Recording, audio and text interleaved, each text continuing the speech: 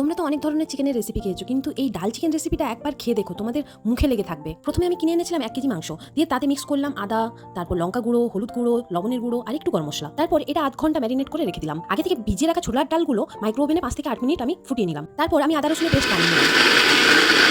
পরিমাণ মতো পেঁয়াজ কুচো কুচো করে কেটে নিলাম। আর একটা বড় সাইজের টমেটো নিয়ে নিলাম। আর আমি একটু ঝাল খেতে বেশি ভালোবাসি বলে অনেকগুলো কাঁচা লঙ্কা নিয়ে নিলাম।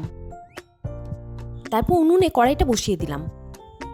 মাংসে সবসময় সর্ষের তেল ইউজ করলে কিন্তু একটু টেস্টটা ভালো পাওয়া যায়। তেলটা একটু গরম হয়ে যাওয়ার পর তেলের মধ্যে দিয়ে দিলাম শুকনো লঙ্কা, তেজপাতা আর গোটা গরম মশলা। তারপর এগুলো কিছুক্ষণ নাড়াচাড়া করার পর এর মধ্যে দিয়ে দিলাম গোটা জিরে। তারপর এগুলো যখন একটু লাল লাল হয়ে আসবে তারপর দিয়ে দিলাম পেঁয়াজ।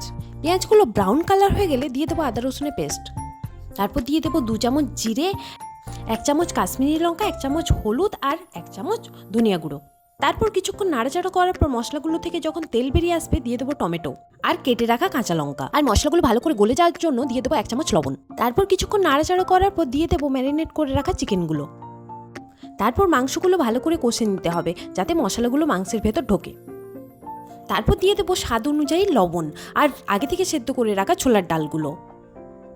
তারপর এগুলো সব একসাথে কষিয়ে নেওয়ার পর দিয়ে দেব পরিমাণ মতো গরম মশলা। সবকিছু একসাথে মিক্স হয়ে যাওয়ার পর এটাকে লো ফ্লেমে ঢাকনা দিয়ে 10 থেকে 15 মিনিট এটাকে ফুটিয়ে নেব। অন্যদিকে একটা আলাদা পাত্রে ঘি আর থেতো করে রাখা রসুন একসাথে ভেজে নেব। এগুলো একটু ভাজা ভাজা হয়ে গেলে চিকেনের সাথে মিক্স করে দেব। দেখো কি সুন্দর রেডি হয়ে গেছে, দেখলেই জিভে জল চলে আসবে। আর স্বাদে তো অসাধারণ। তোমরাও এই রেসিপিটা ট্রাই করে দেখতে পারো, বারবার খেতে মন চাইবে। রেসিপিটা কেমন হয়েছে তোমরা কিন্তু কমেন্টে জানাতে ভুলবে না। দেখা হচ্ছে পরের কোনো ভিডিওতে।